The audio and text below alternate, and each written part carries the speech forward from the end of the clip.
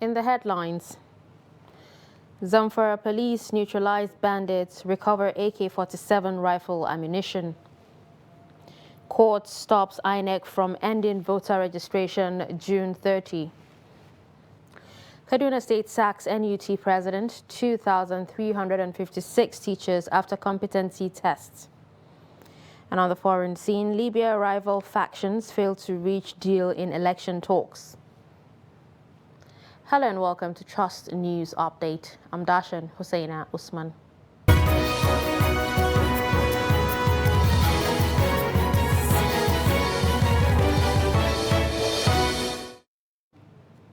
The Zamfara State Police Command on Monday said its operatives killed one bandit during a gun duel in Sarangamawa and Unguwar Mata villages of Gumi local government area of the state.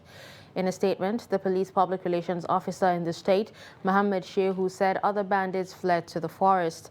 He said police tactical operatives deployed along Gumi-Bukuyum axis received a distress call on Sunday that armed bandits on motorcycles invaded villages with the intent to kill and abduct members of the community. At least 3 persons have been killed with several others injured in an attack on Orlu, Imo State. The police public relations officer in the state, Michael Abatam, confirmed the attack via a statement issued on Sunday in Owerri, the state capital. He said the command received a distress call that gunmen who were operating in a red Toyota Sienna vehicle without a registration number sped off to Umwebele Okboro community in Orlu.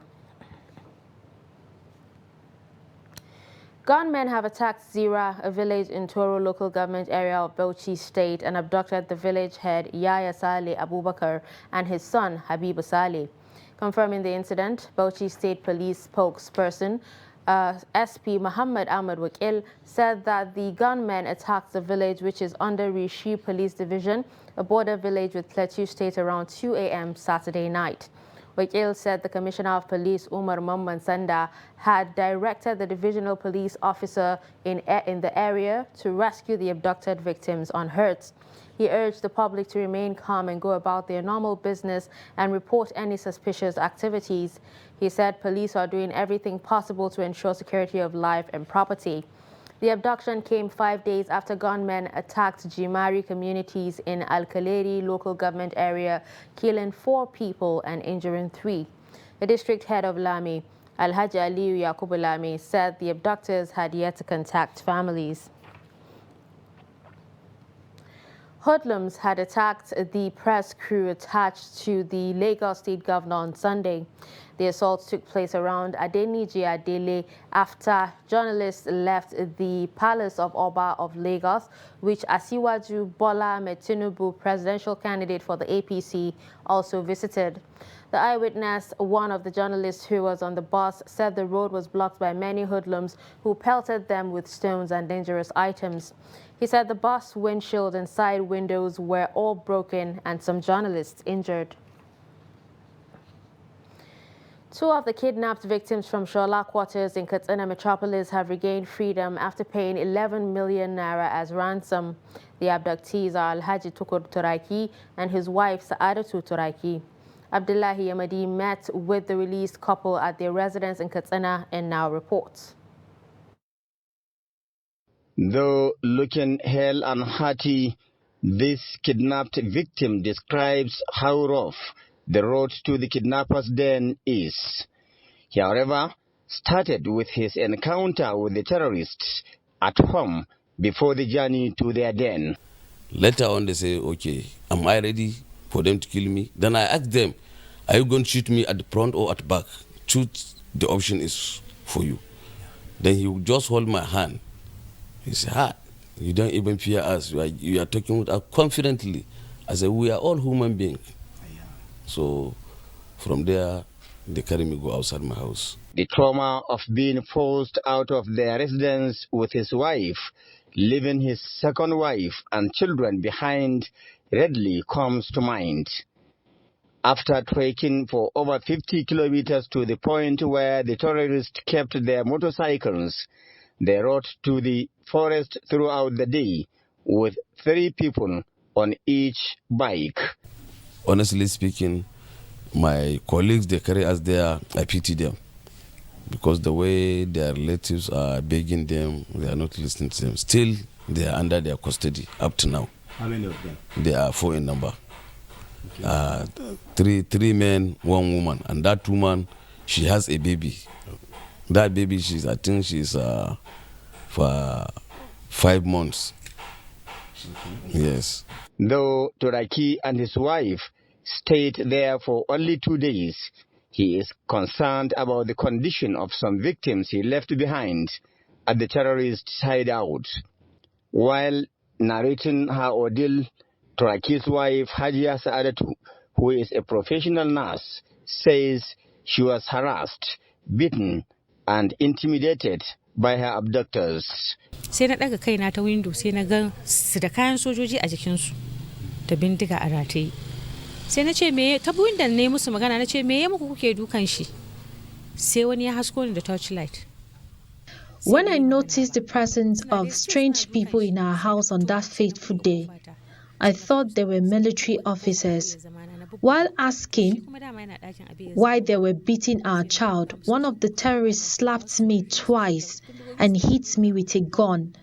It was then that I realized that they were not officers. Saadatu, looking emotionally exhausted, disturbed, weak, and tired, called on government to be more proactive in dealing with criminals terrorizing people of Kano State and the country in general.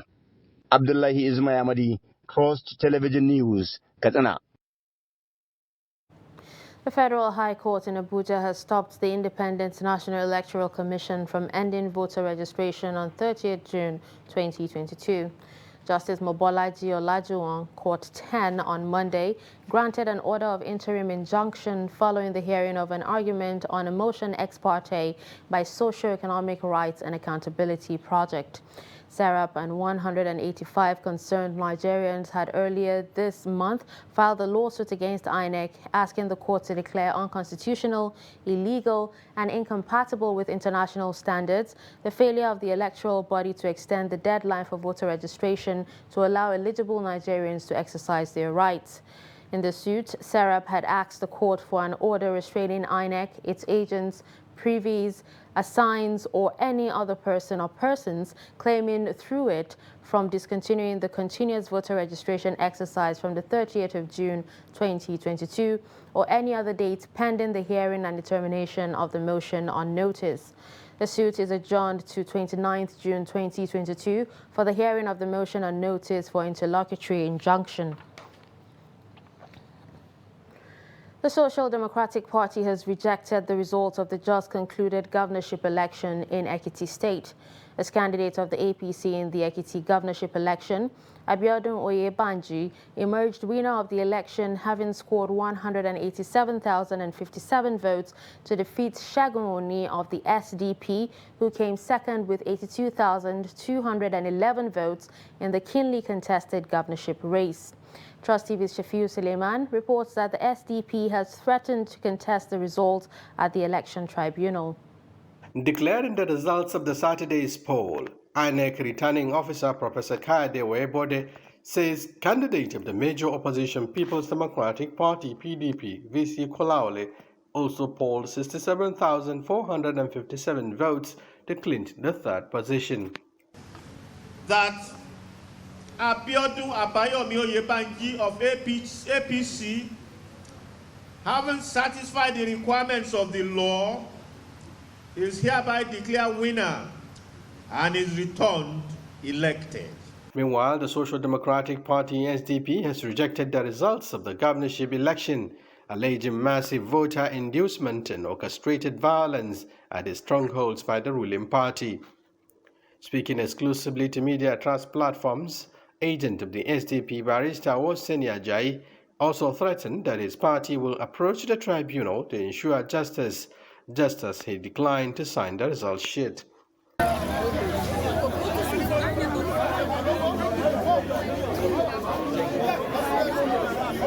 Reacting to the allegations, agent of the ruling APC Kayode Babade dismissed the claims, challenging SDP to provide proof, insisting that the claims were baseless.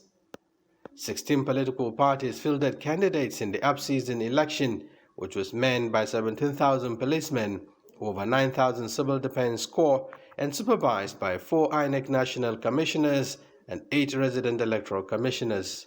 Shafiu Suleiman, Trust TV News, Abuja. An aspirant of the platform of the All Progressives Congress in the just concluded Nasarawa West senatorial primary election, Labaran Magaji, has urged the National Working Committee of the party to set up a special committee to investigate the 125 fake delegates from the zone. Magaji made the appeal in an interview with journalists shortly after he was received by his teaming supporters in Nasarawa Toto local government area on Sunday.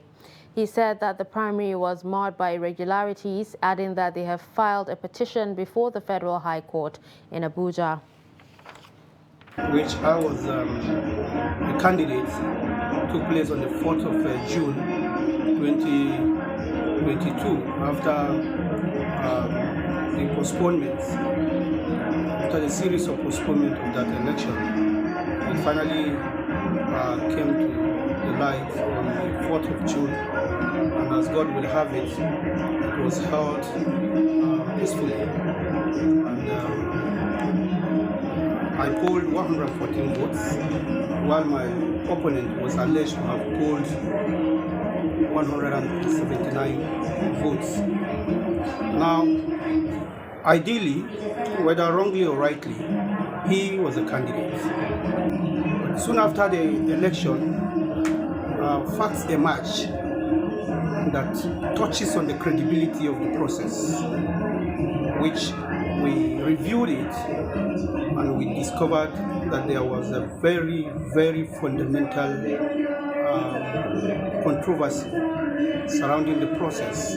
One was that the delegates for Kefi and Nasarawa local government were not the delegates that were voted during the congresses for the purposes of the election which took place. And what we did was immediately file an appeal to the body statutorily established by the National Working Committee to so do, which was equally in line with the spirit of the Electoral Act, which, and of course the party constitution, which suggests that for any party member who has grievance must exhaust the internal mechanism of the party. Kaduna State government has announced the dismissal of 2,357 teachers, including the national president of the Nigerian Union of Teachers, Audu Amba, for failing to or refusing to sit for the competency test organized by the State Universal Basic Education Board.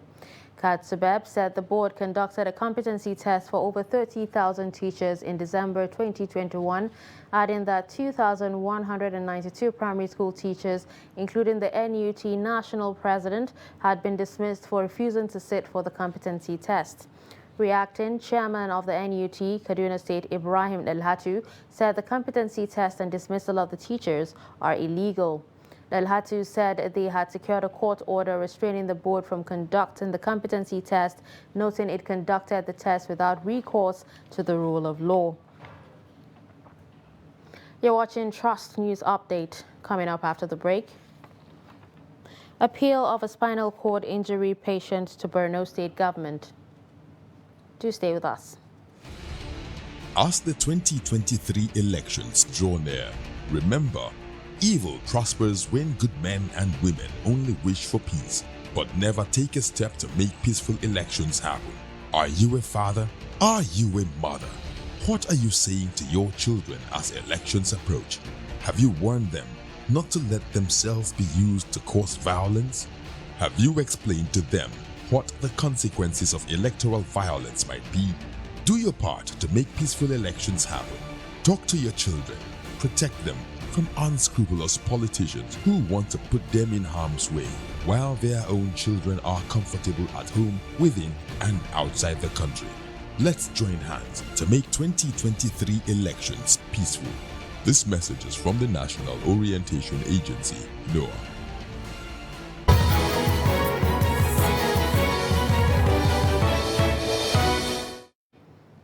Welcome back and thanks for staying with us. Let's take a look at some of our top stories. We told you that Zamfara police neutralized bandits, recover AK-47 rifle ammunition. We also told you that court stops INEC from ending voter registration June 30. Moving to other stories, an unidentified female member of the National Youth Service Corps, a pregnant woman, and 5 other passengers are feared dead in a boat mishap in Bayelsa. Police spokesman in the state, SP Asenim Botswat, who confirmed the incident, said they were still waiting for more information to get the identity of the victims. He said the accident happened Saturday afternoon between Otuan and Ayama communities in the southern Ijol local government area of the state. Daily Trust reports that the boat, which has a capacity for 15 passengers, rammed into a barrier in the waters and sank while approaching Ayama to berth amidst a heavy rainstorm. Reports say the boat and the corpses of the victims are still missing as of the time of filing this report, while local divers were on a search and rescue operation along the Ayama community coastline. Meanwhile, chairman of the Maritime Union in Otuan, Joseph Shedrack, said that the boat driver, Lucky Christopher, who survived the accident, had been detained by the police for alleged reckless driving. A 37-year-old indigene of Kano State suffering from spinal cord injury after her involvement in an accident has cried out for help 22 years after the incident.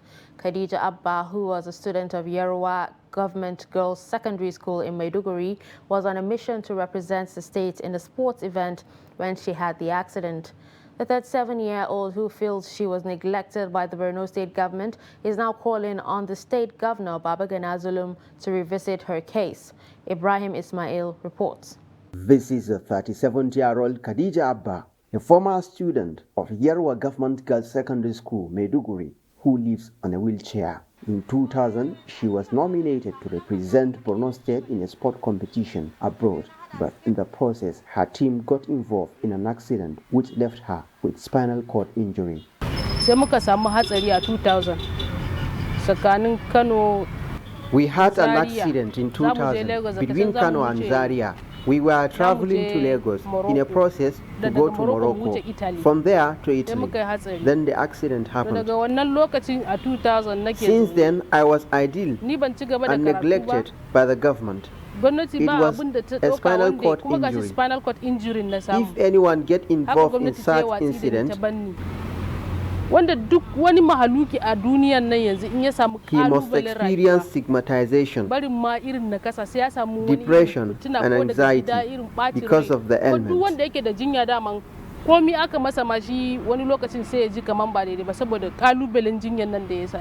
Despite being an orphan, Khadija was neglected by the Borno State government, and bad treatment from her family forced her to leave home. Due to the government's negligence and trauma at home, then the Boko Haram crisis, I left Maiduguri to Gombe. I was received by the Association of Persons with Disability. I spent almost 12 years here in Gombe. However, Khadija defies all odds to be self-reliant as she ventured into cap knitting business. I can't engage in baking. You know there is cap knitting job in Borno, so I learned it. After the accident, I continue when I return here. I have customers.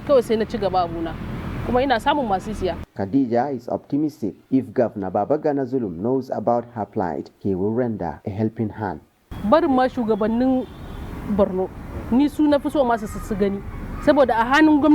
want leaders from Borno to watch this, because I got involved in the accident because of the Borno State government. They should take responsibility, maybe sponsor my treatment in India. Maybe I will get better. Why shouldn't they provide me a shelter and source of living? I can even go back to school. Khadija's story and that of other persons with disability who shun street begging for self-reliance are justifying that there is always ability in disability. From Gombe, Ibrahim Ismail reporting for Trust TV.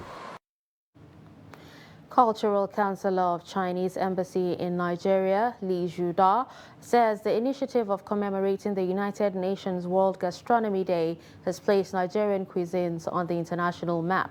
Li made this known in Abuja during the commemoration of the 2022 Sustainable Gastronomy Day, a day set aside by the United Nations to acknowledge the importance of global cuisines to fostering unity. Also speaking, First Secretary of the Embassy of Spain in Nigeria, Patricia Gomez, said food remains a way to strengthen cultural, human, and bilateral relations among countries. And through promoting food culture, we can really promote the culture in diversity. And I think, China, we pay attention to the concept of harmony. We always say harmony in diversity. Through this way, I think that we can push forward our two countries' cooperation in many fields, including the cultural fields and tourism fields. Okay, it's really a great initiative and a great effort to make this fabulous event happen. Because from this, I think this year's placing Nigerian food on international map. Through this, we can promote Nigerian culture throughout the world. Let more people outside of Nigeria know more about Nigeria and its unique culture. Food is something very basic. We have food every day, and we don't realize how much it represents of our countries, of the different parts of very diverse countries, which is the case of both Nigeria and Spain. So sometimes we don't have to get very far into very sophisticated things to understand each country.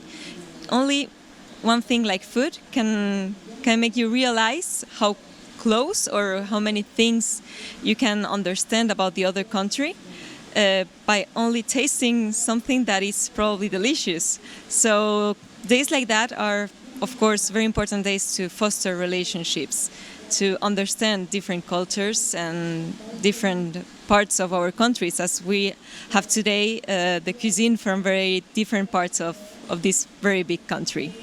President Buhari was very recently in Spain, and they had the occasion to sign with our authorities from Spain a memorandum of understanding on tourism.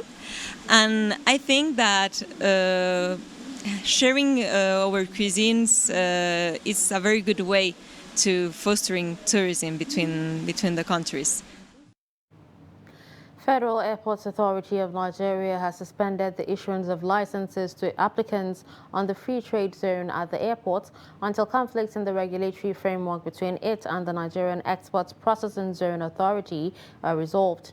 Managing Director of FINA, Captain Rabiu Yadudu, who gave the suspension notice to intending free trade zone applicants, said at the Lagos airport alone, there are 2 free trade zone operators, while additional 2 companies have applied. He explained that the 5 international airports in the country have been designated for free trade zones and warned that if not well regulated, it might be a big challenge for the country in the future. The Director General of Bulgarian, the news agency BTA, Kirill Volchev, has urged Nigerian journalists to continue upholding the ethics of objective and truthful reportage in the discharge of their duty. The DG, who said this in Abuja, maintained that being objective is not only a common challenge in Africa alone, but one that the world at large is contending with. This is my advice to Nigerian journalists. Just say the truth. Without evaluation, just say what's happened. Who made something, where, when, how. The answers of this question are absolutely enough. Actually, it's not only Africa's challenge. We have to learn in this world how to be different kind of media, because you can see the lie is absolutely free everywhere in social media. We have to do something to make the truth free, to make more access to the truth. And this is challenge not only for Africa's media. This is Away from Nigeria, the United Nations said on Monday that rival Libyan factions have failed to reach an agreement after wrapping up a third round of unmediated talks in Egypt, further complicating international efforts to find a way out of the country's decade-old chaos. According to the UN Special Advisor on Libya, Stephanie Williams, legislators from Libya's east-based parliament and the High Council of the state, based in the capital Tripoli in the country's west, concluded their final rounds of negotiation on constitutional amendments for elections late on Sunday in Cairo without a breakthrough. Williams called on Parliament Speaker Aguila Saleh, the influential and head of the Tripoli-based council, Khalid al-Meshri, to convene within 10 days to try and bridge the gaps between the two sides. The talks, which started on June 12, seeks to establish a constitutional framework for elections in Libya, but the two sides failed to agree on the measures governing the transitional periods leading to the vote. And finally, in sports, swimming's world governing body, FINA, has voted to stop transgender athletes from competing in women's elite races if they have gone through any part of the process of male puberty. FINA will also aim to establish an open category at competitions for swimmers whose gender identity is different than their birth sex. The new policy, which was passed with 71% of the vote from 152 FINA members, was described as only a first step towards full inclusion of transgender athletes. A 34-page policy document says the male-to-female transgender athletes could compete in the women's category, but only provided they have not experienced any part of the male puberty beyond Tanner stage 2, which marks the start of physical development, or before age 12, whichever is latter. The decision was made during an extraordinary General Congress at the ongoing World Championship in Budapest. And with this, we've come to the end of Trust News Update. Don't forget to follow us across all our social media platforms. I'm Dashan Husseina Usman. Thanks for watching.